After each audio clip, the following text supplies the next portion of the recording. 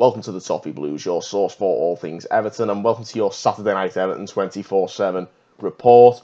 Well, unfortunately tonight the wait for Moser Ken to seal the deal with Everton goes on, and there isn't much more, to be honest, in the way of transfer news to bring you today.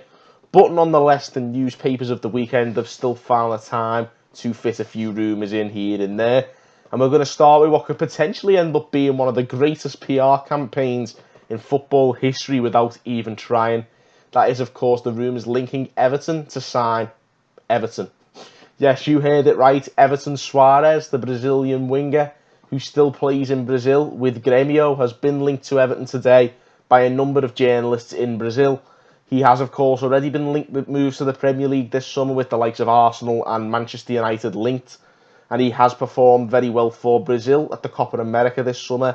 Of course, he scored in the final alongside our own Richarlison. So if you haven't seen a glimpse of him, have a little look back at that Copa America final. He did perform very well in that game.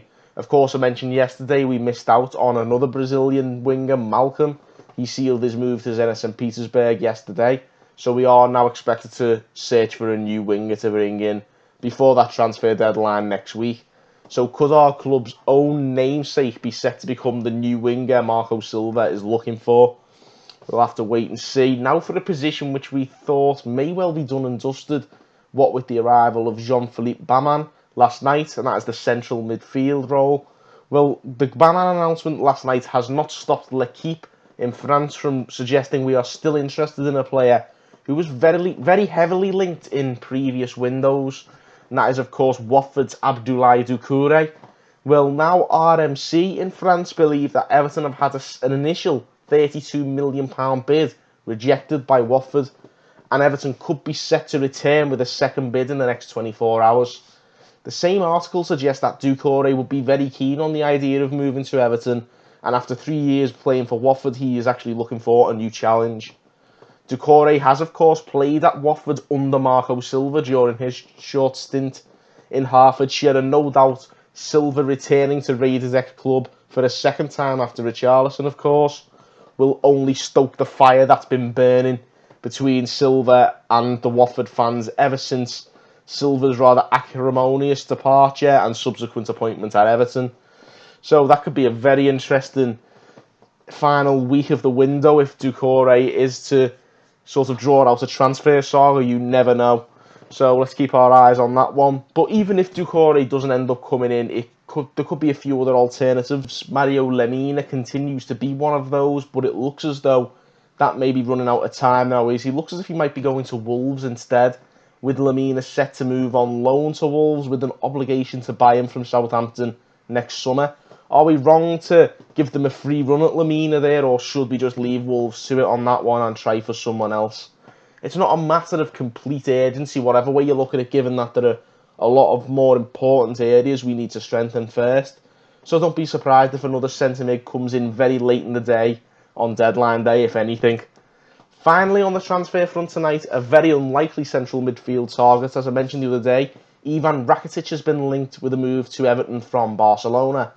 The Guardian believes Everton are no more than slightly interested in the Croat, which to me translates to we're not really that interested. As I said when this rumour first popped the other day, it's not at all like a Marcel Brands type of signing.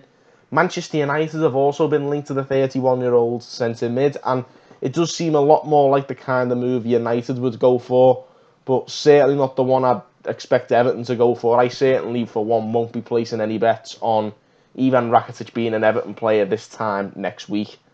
But even then, don't rule out more signings to come, because today's game, of course, we played this afternoon against Werder Bremen, and the performance there suggested we may need more signings. Despite retaining possession really well and an improvement in performance on the previous pre-season performances, our final pre-season game still left a lot to be desired and only yielded a 0-0 draw. It's a stark reminder really of our lack of firepower, which threatens to hold us back maybe this season unless we bring in more players with a bit more end product. Of course, it appears Moser Ken is set to be one of those attacking acquisitions, but on this show we might need another one or two just to join up and help us out in the final third. At the other end, to be honest, the defence looks pretty solid. We haven't conceded many this pre-season at all. Certainly an improvement on last pre-season anyway. Yerry Mina and Michael Keane seem to be performing well together, but the only concern for me would be without Kurt Zouma, the defence does lack a bit of pace, and Zouma or not, a fast centre-half would be very important for us to help stop players getting in behind maybe during the Premier League season. Hopefully we still have a chance of getting Zouma and he ends up being the answer, because of course he is the obvious answer, having seen what he can contribute to Everton already. But I think any pacey, strong defender will do for Everton come this time next week. Well, anyway, it looks set to be a very busy final week of the transfer window for Everton, with Crystal Palace away, now less than a week away. So be sure to tune into all of my Everton 24/7 reports this week. There's bound to be plenty going on. So until tomorrow, remember you like, comment and subscribe. And thank you again, guys, for watching on the Toffee Blues.